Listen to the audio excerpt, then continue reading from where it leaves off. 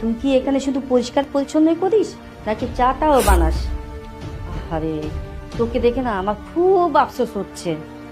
আরে তুই যদি সেদিন আমাকে কিছু টাকা দিয়ে দিতি তাহলে তোকে আর এই মানুষের কেবিন পরিষ্কার করার জন্য আসতে হতো না, ভালো একটা চাকরি করতে পারতিস। ম্যাম, আপনার চিন্তাধারা এত নিচু আমি তো কোনোদিন কল্পনাও করতে পারিনি। এই, তুই নিজেকে আয়নাতে কখনো দেখেছিস? তুই নিজেকে দেখ আর আমাদেরকে দেখ, আমাদের সাথে কি তোদের যায় নাকি? আর তাছাড়া আজকাল দুনিয়াতে টাকা দিয়ে সবকিছুই কেনা যায়।